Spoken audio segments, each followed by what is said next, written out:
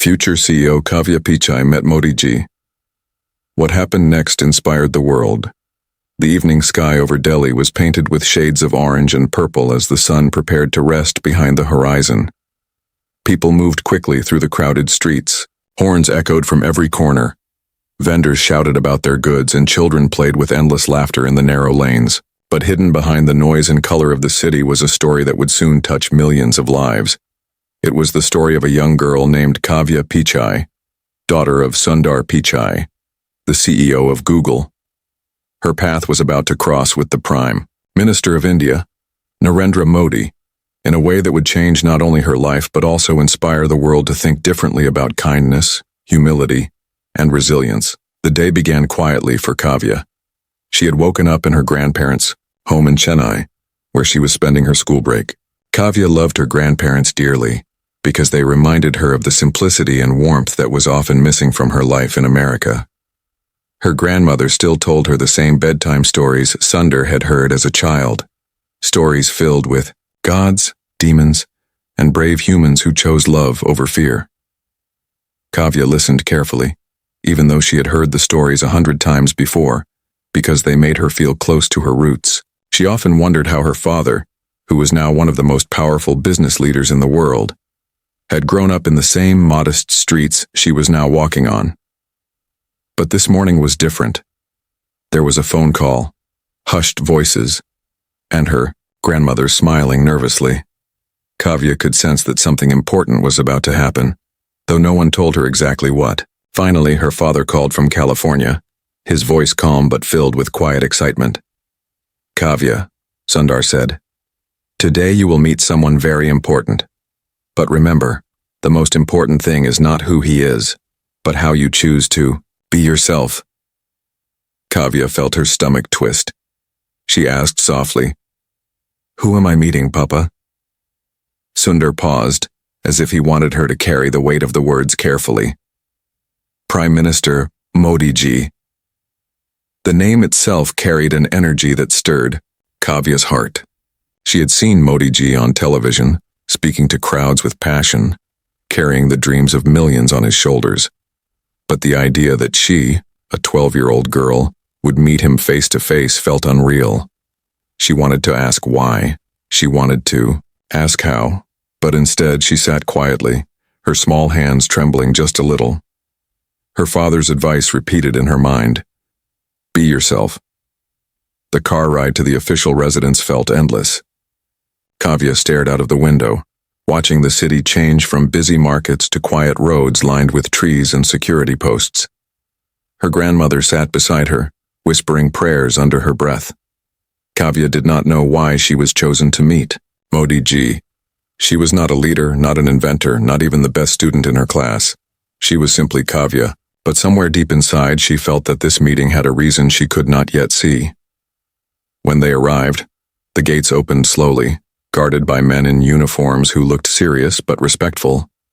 Kavya stepped out, clutching her grandmother's hand tightly. The air inside was calm, almost too calm compared to the noisy city outside. She could hear the sound of birds, the rustle of trees, and her own heartbeat echoing in her chest. They were led into a large hall, filled with paintings and bookshelves. The space smelled of sandalwood, and there was a peaceful silence as if the walls themselves carried centuries of wisdom. Kavya looked around, wide-eyed, trying to take in every detail. Then suddenly, the door opened, and there he was. Prime Minister Modi walked in, dressed simply in his kurta and vest, his smile gentle yet strong. Kavya froze. She had expected to feel fear, but instead she felt an overwhelming sense of respect. Modi ji's eyes met hers, and for a moment, it felt as if he could see beyond her nervousness into the thoughts she carried. "So this is Kavya," Modi said softly, his voice steady but warm. Kavya's grandmother nudged her gently, and Kavya stepped forward. She folded her hands, whispered, "Namaste, Modi ji," and lowered her head in respect. What happened next was unexpected. Instead of speaking about technology or politics, or the achievements of her father, Modi ji bent down slightly, bringing himself closer to her height and said, "The world already knows Sundar Pichai. Today I want to know Kavya. The words hit her heart with surprising force. She had always been introduced as Sundar Pichai's daughter, as if her identity was tied only to his. But here was the leader of her country, telling her that her own story mattered. They sat together and the conversation flowed gently. Modi ji asked her about school, about her favorite books, about what she dreamed of becoming one day. Kavya answered honestly, even though she was nervous. She told him that sometimes she wanted to be a scientist, other times an artist, and sometimes she was not sure at all. Modi ji listened carefully, never interrupting, his eyes full of patience. After a while, he asked a question that changed the tone of the meeting. Kavya, what is the most important thing you have learned from your father? She thought for a long moment, then said softly, Papa always tells me that no matter how high you rise, never forget the ground you walk on. He says that being kind to one person is more powerful than being famous to millions. Modi ji smiled, and there was a glimmer in his eyes, almost like pride. That is wisdom, and one day, Kavya, the world will need leaders who understand this truth. Her grandmother's eyes filled with tears as she listened. Kavya felt a strange warmth in her chest, as if something was awakening inside her. She realized this meeting was not about her father's success, but about planting a seed in her own heart. But just as the conversation was growing deeper, something unexpected happened. A staff member entered quickly, whispered something into Modi ji's ear, and his expression changed. His calm smile faded into seriousness. He stood up, excused himself politely, and stepped out of the room. Kavya looked at her grandmother, confused.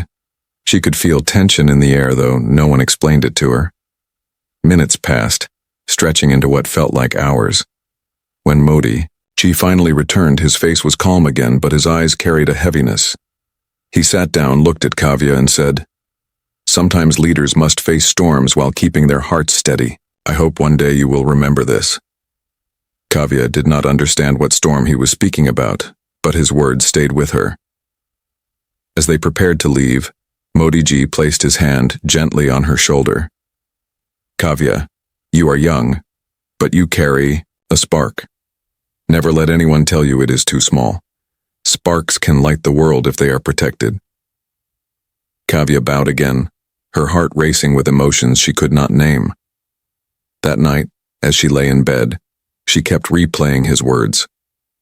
Her father's wisdom, Modi ji's kindness, and the mystery of that sudden interruption all mixed together in her mind. She felt both inspired and unsettled, as if a door had been opened to a path she was not yet ready to walk.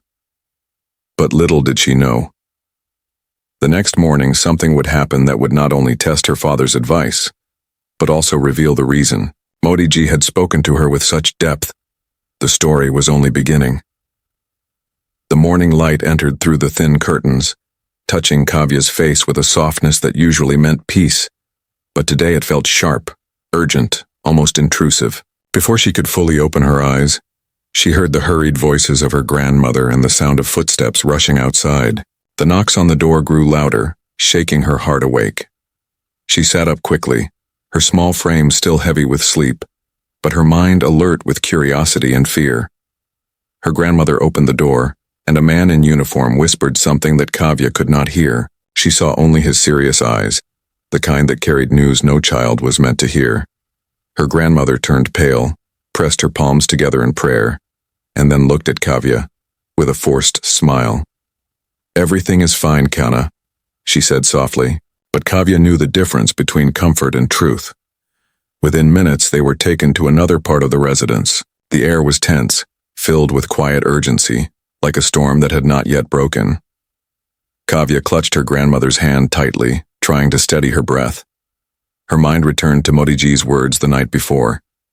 Sometimes leaders must face storms while keeping their hearts steady. She wondered if this was one of those storms.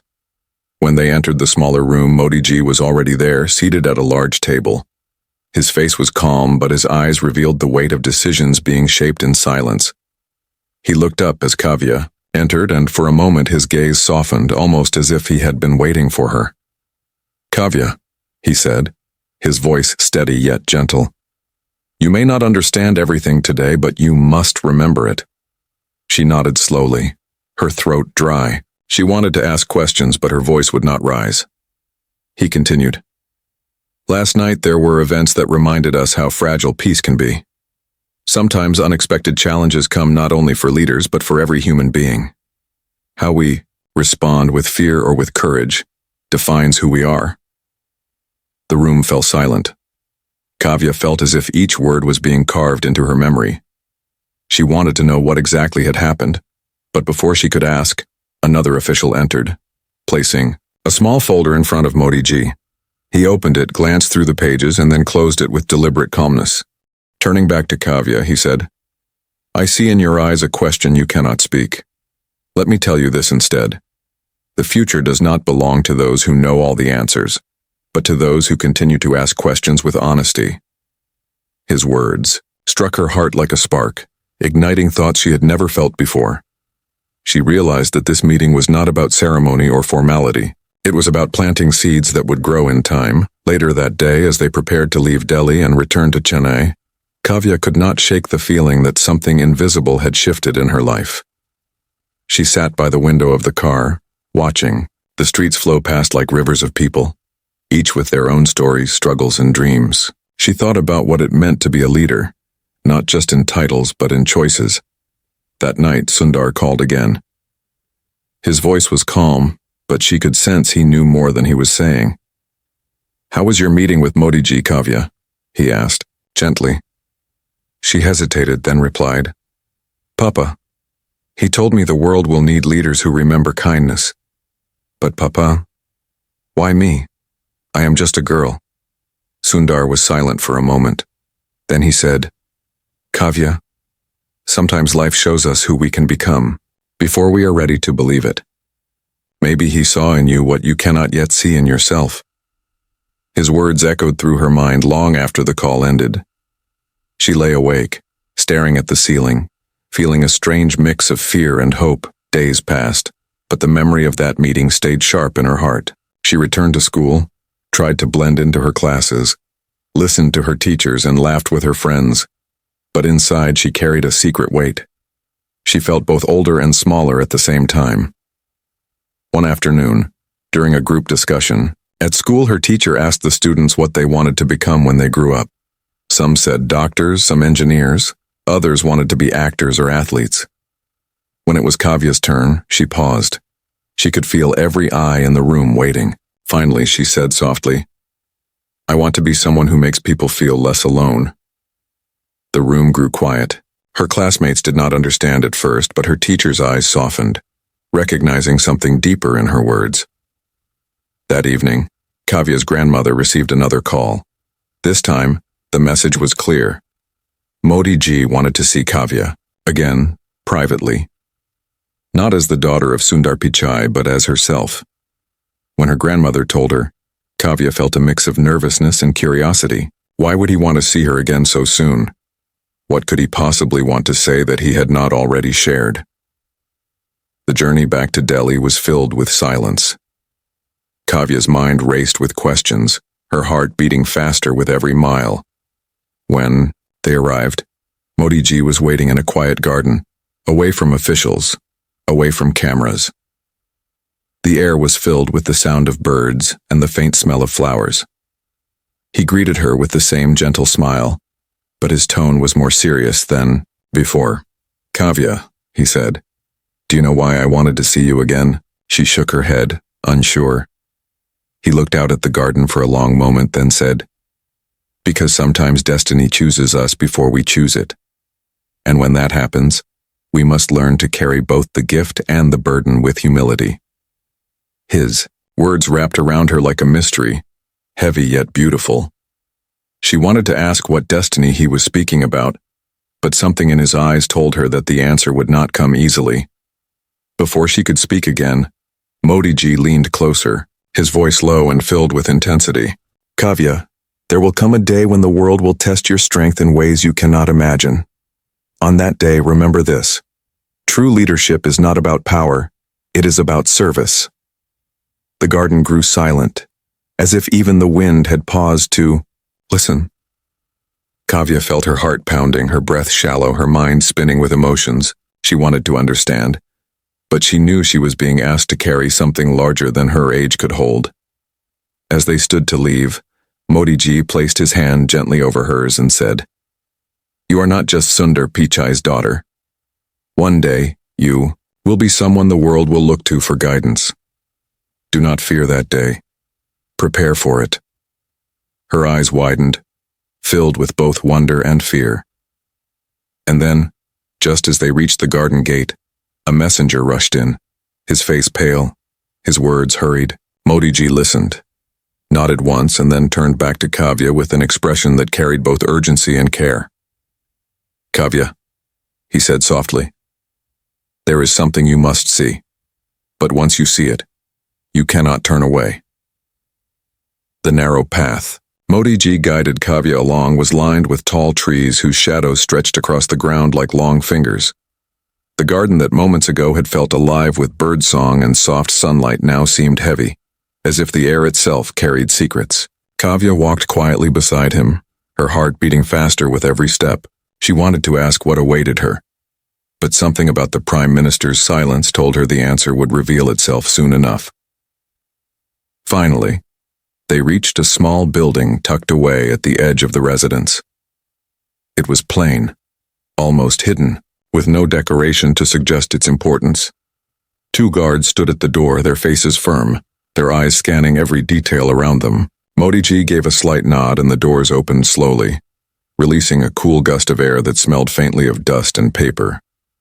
Inside, the room was dimly lit, filled with shelves stacked with documents, photographs, and files that looked older than Kavya's grandparents. The silence inside was so deep that she could hear the sound of her own breath. She followed Modi Ji carefully, her eyes trying to make sense of what she was seeing. They stopped in front of a large table where a folder lay open. Modi Ji placed his hand on it gently, as though he was not just touching paper but something living. He looked at Kavya, his eyes calm but filled with gravity. "Kavya," he said softly, "sometimes the future is written not only in dreams, but also in truths that are difficult to face. What I am about to show you is not for the world outside. It is for you, because I believe you will carry it with humility." Kavya swallowed hard. Her small hands trembled as he pushed the folder toward her. Slowly, she leaned forward and looked inside. The pages were filled with images of villages struck by drought, families who had lost everything to floods, children sitting on broken school benches with eyes that carried both hunger and hope. Kavya felt her chest tighten as she turned each page. It was not just statistics or numbers. It was pain, written across faces that looked like hers, across children who could have been her friends if they had been born in different places. She looked up at Modi Ji, her voice barely a whisper. "Why are you showing me this?" he answered, gently. "Because leadership is not about speeches or titles. It is about carrying the weight of others' struggles in your heart. One day, you may be in a position where millions will listen to you.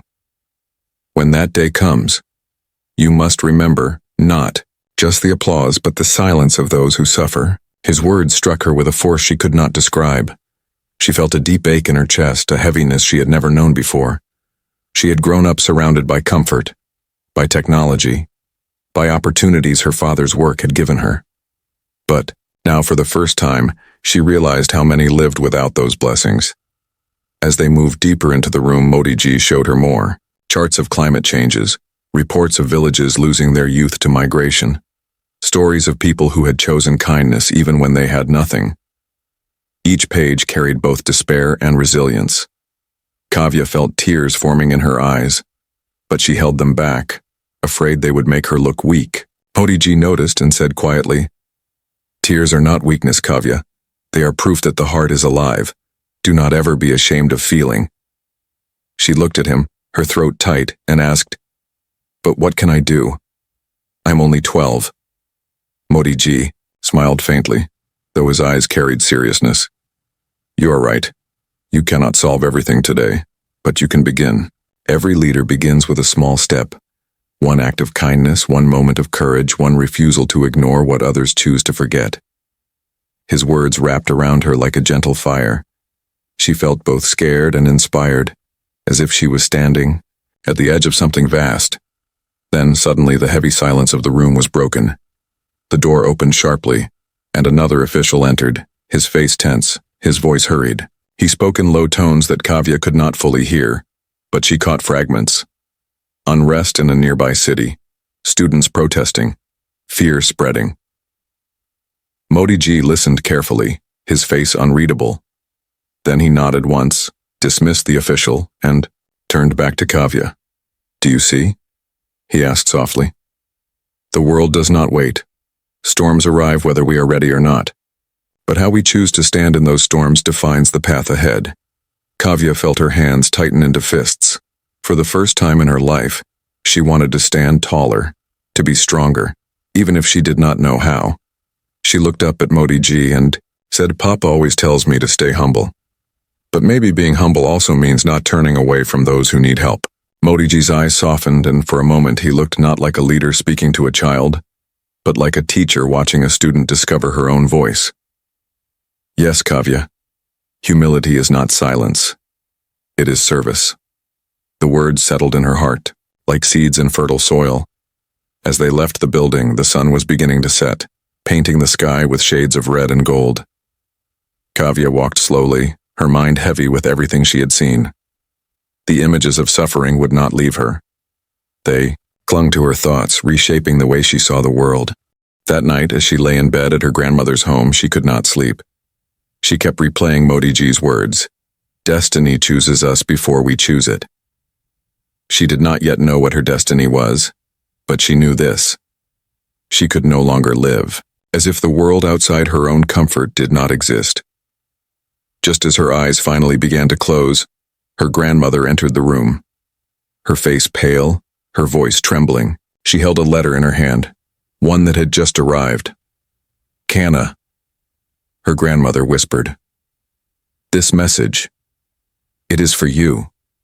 Kavya sat up quickly, her heart racing. She took the letter in her hands, the paper still warm as if it carried the urgency of whoever delivered it. She unfolded it slowly, her breath uneven, her eyes scanning the words. The message was short, but its meaning was enormous. "Kavya, tomorrow you must come alone. There is something I cannot show to anyone else, not even your family. Trust that you are ready." Modi, the night before, had been restless. Kavya lay awake, staring at the ceiling as shadows from the streetlights moved across the walls of her grandmother's house. The letter sat folded beside her pillow, its words burning into her thoughts. "Come alone." She read them again and again, until they felt less like instructions and more like a whisper of destiny. She wanted to tell her grandmother, but the letter had been clear. She wanted to call her father, but she feared he would tell her not to go, that she was too young to carry such responsibility. And yet, deep inside, something told her that this was the moment she had been unknowingly preparing for. The reason Modi Ji had looked at her with such intensity, the reason he had shown her pain, resilience, and truth when dawn finally came. Kavya dressed quietly. Her grandmother noticed the seriousness in her eyes but said nothing, as if she too understood that some journeys cannot be stopped by the voices of others. She only placed a hand on Kavya's head, whispered a prayer, and watched her step into the waiting car. The ride back to Delhi felt heavier than before. Kavya's heart pounded with both fear and curiosity. She thought about her father's words, "Never forget the ground you walk on," and Modi Ji's reminder that leadership was not about power but service. She did not know what awaited her, but she promised herself she would not run away when she arrived. Modi Ji was waiting for her, not in the grand hall or the quiet garden, but at the edge of the city, near a small convoy of vehicles. He was dressed simply, without the formal presence of guards or ministers that usually surrounded him. When Kavya stepped out, he gave her a small smile, though his eyes carried a weight that told her this day would not be easy. "Thank you for coming," he said gently. "Today, you will see what most people choose to ignore. I need you to see it not as a child, not as a daughter of someone powerful, but as Kavya, a human being." She nodded, her throat dry, her small hands clenched at her sides. They drove for hours, leaving behind the clean, organized streets of the capital. The buildings grew smaller, the roads rougher, the colors of poverty clearer with every passing mile. Kavya stared out of the window, her eyes wide as she saw children running barefoot on dusty roads, women carrying heavy pots of water from distant wells, and men sitting in silence, their faces lined with exhaustion. Finally, the vehicles stopped in a village that looked worn by time. The houses were small, made of mud and tin, and the ground was cracked from drought. The air carried a silence that was not peaceful but heavy, the silence of people who had grown used to waiting for help that rarely came. Modiji stepped out first, and the villagers slowly gathered, their eyes cautious but respectful. Kavya followed, her heart beating fast. She felt their eyes on her, questioning who this small girl was standing beside the prime minister of their country. A woman stepped forward, carrying a thin child in her arms. The boy's eyes were large, his frame frail, his breath shallow. The mother's voice trembled as she spoke. "We have no water, no food, we pray, but the rains do not come." Kavya felt her chest tighten as she looked at the child. She had seen hunger in books, in documentaries, but never this close. The boy's small hand reached out weakly, and before she realized it, Kavya had stepped forward, holding his fingers gently in hers. Tears filled her eyes, but she remembered Modiji's words. Tears are not weakness. She let them fall, not out of pity, but out of love, out of recognition of another human life as valuable as her own. Modiji watched silently, his expression unreadable. After a long pause, he said softly, "Kavya, this is why I brought you here. Because one day decisions made in comfort will affect children like him. If you forget this moment, you will forget what it means to be human." She looked up at him, her voice trembling but steady. "What can I do now? I cannot give them rain, I cannot give them food." He placed a hand on her shoulder. "You can give them dignity. You can give them the promise that you will not forget, and sometimes that is the beginning of change." The villagers gathered closer, curious about the young girl who stood quietly, her tears mixing with determination in her eyes. One of the elders spoke, his voice low but filled with hope. "If she remembers us, maybe the world will too." Those words settled deep into Kavya's heart, heavier than any lesson she had learned in school. She realized that leadership was not only about solving problems, but about carrying the stories of those who could not speak loud enough for the world to hear. As they prepared to leave, the little boy reached out again, his weak voice whispering, "Don't forget me." Kavya held his hand tightly for a moment, then whispered back, "I promise." On the drive back, Kavya sat in silence, staring out at the endless stretch of land. Her mind replayed the boy's voice, the mother's eyes, the elder's words. She felt older than she had the day before, as if a piece of her childhood had been replaced by responsibility. Modiji finally spoke, breaking the silence. "You have now seen what most leaders forget. The question is not whether you can change it today, but whether you will carry it tomorrow." She turned to him, her eyes wet but fierce. "I will carry it, even if I don't know how yet." He nodded, a faint smile touching his lips. "That is enough for now. But there is one more thing you must see. And this, Kavya, will test not just your heart, but your courage." She stared at him, her stomach tightening with fear and anticipation. The convoy took a sudden turn, leaving the main road and heading toward a darker, more isolated area. The sun was setting, the sky painted with deep red, as if the earth itself was warning of what lay ahead. Kavya gripped the edge of her seat, her breath shallow, her heart pounding louder than the sound of the engine. She wanted to ask where they were going, but before the words could form, Modiji looked at her and said quietly, "Sometimes to see truth we must step into places where even light hesitates to go." The fire burned bright against the evening sky, its flames dancing wildly as if trying to swallow the night itself. Kavya sat in the back of the vehicle, her small hands pressed tightly together, her heart racing so fast she could hear it in her ears. The closer they came, the louder the voices grew, shouts filled with anger, desperation, and pain. She had never heard voices like these, voices that carried not just words but wounds. The vehicles stopped, and for a moment, silence fell inside. Modi Ji looked at Kavya with an expression that was both steady and tender. "This is where fear will try to hold you back," he said quietly. "But remember what you promised. To carry the stories of those who cannot speak loudly enough. Tonight you must not only see, you must feel, even if it frightens you." Kavya nodded, though her throat was dry and her body trembled. She followed him out into the open air, where the heat of the fire struck her face and the smell of smoke filled her lungs. Around the flames stood dozens of people, their clothes worn, their eyes fierce with exhaustion and rage. Some held sticks, some carried nothing but their voices, yet the power of their anger was stronger than any weapon. One man shouted, "We have been ignored too long." Another cried, "Our children go hungry while promises are made and forgotten." The air trembled with their words, each syllable sharp enough to cut through the silence of the night. Kavya shrank back instinctively, but Modi Ji placed a reassuring hand on her shoulder. He did not raise his voice, did not demand silence. Instead, he stepped forward calmly, his presence alone quieting the crowd just enough for him to speak. "I hear your voices," he said, steady but soft, "and I do not dismiss them. But tonight I want you to see not me but her." He gestured toward Kavya, and suddenly, dozens of eyes turned to her. She froze, her breath caught in her chest. Never had she felt so small, so vulnerable, as in that moment under the weight of so many stares. The crowd murmured, confused. "A child?" someone scoffed. "What can she know of our suffering?"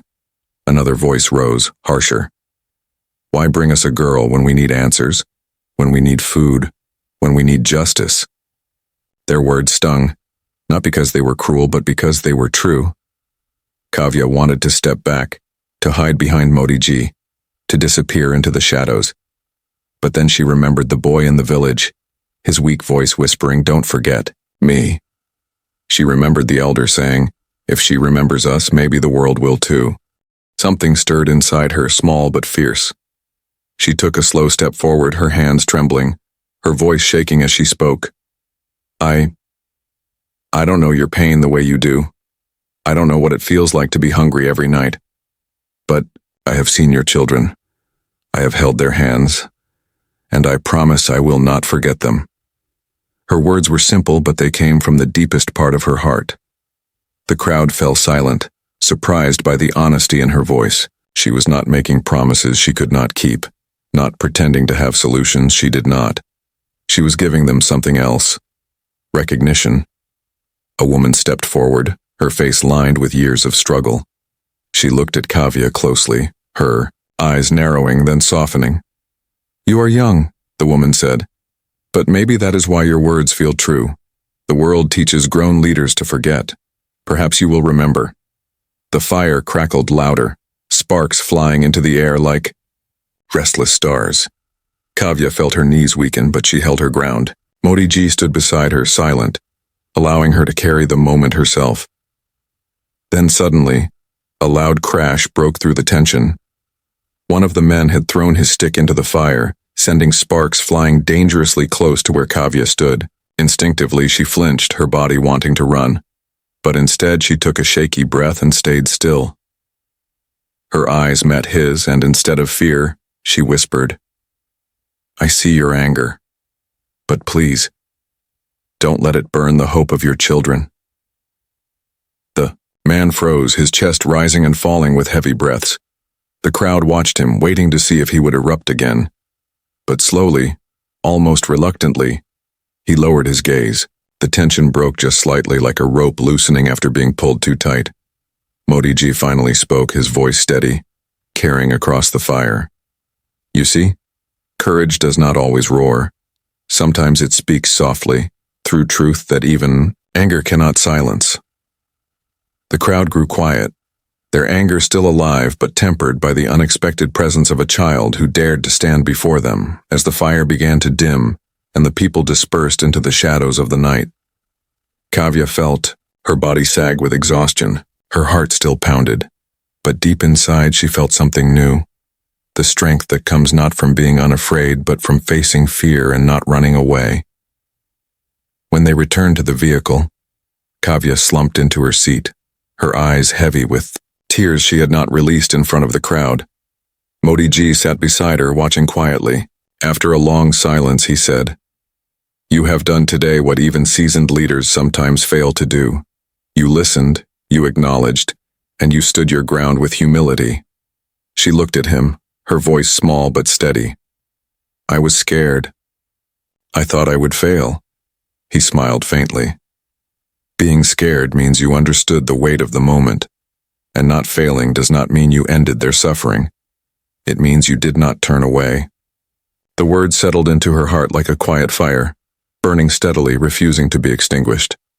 But just as she began to breathe more easily, the vehicle slowed unexpectedly. Outside, the road was blocked, not by villagers but by a group of figures waiting in the darkness. Their faces were hidden, their posture tense, their presence unsettling. The driver hesitated, but Modi Ji raised his hand. The vehicle came to a full stop. The figures stepped closer, their eyes fixed not on the Prime Minister, but on Kavya. The night had grown colder, and the stars above looked faint, as if even the heavens were holding their breath. The vehicle stood still on the dark, deserted road, its headlights cutting a pale path into the shadows. Ahead, a group of figures blocked the way, their faces half hidden, their eyes fixed not on the Prime Minister, but on Kavya. She sat frozen in her seat, her heart pounding so hard she thought the sound would give her away. Modi Ji leaned slightly forward, his face calm but his body tense. The driver whispered nervously, asking whether they should turn back, but Modi Ji raised his hand in silence. He looked at Kavya, and in that quiet glance, she felt both fear and reassurance. The figures moved closer, their footsteps crunching against the gravel. One of them spoke, his voice low, sharp with anger. "Why bring a child here? What game is this?" Another added, "You show us promises, speeches, papers, but you cannot hide truth behind a girl." Their words struck her like stones. Kavya realized they did not want her there. They resented her presence, perhaps even saw her as a symbol of privilege, of distance from their pain. For the first time since the letter arrived, she wondered if coming alone had been a mistake.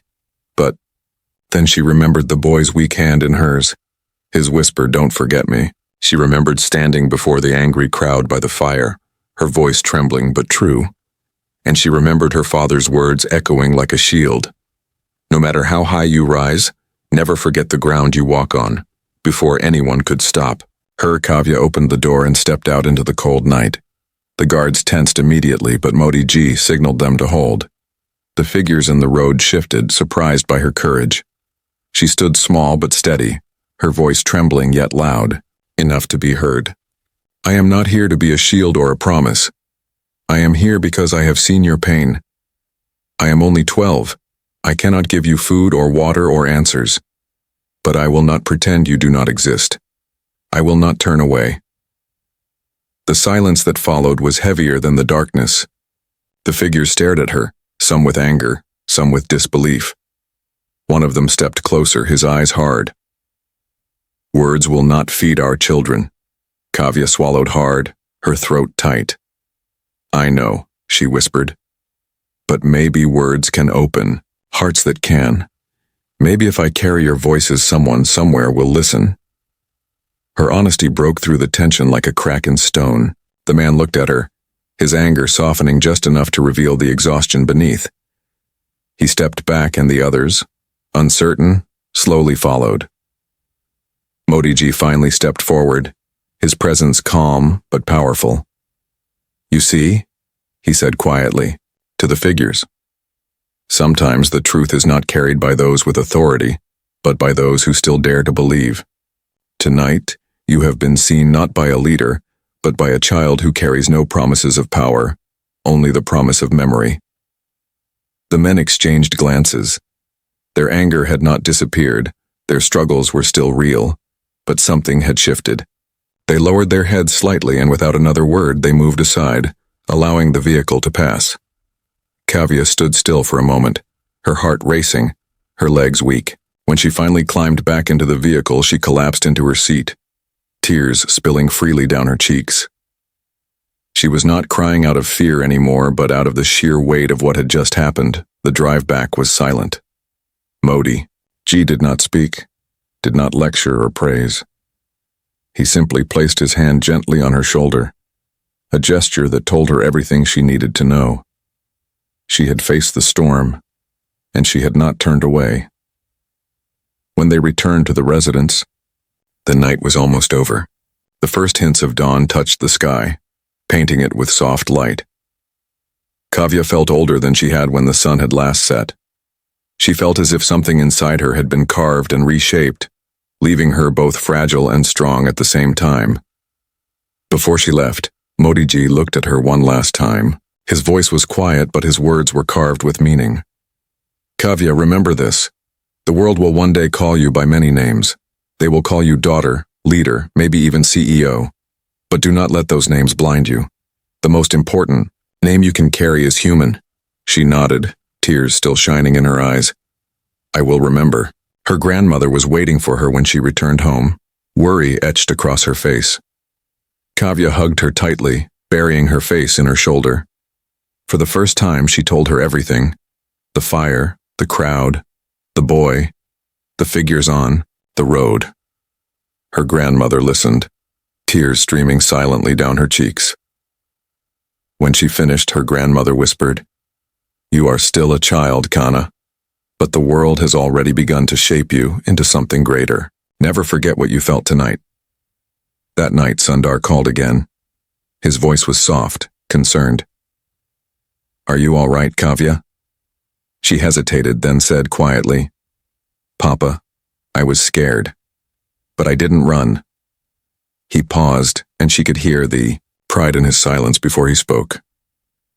"That is all anyone can ever ask. Fear will come again many times, but courage is choosing to stand anyway." Years later, Kavya would remember that night not as the end of her childhood, but as the beginning of her path.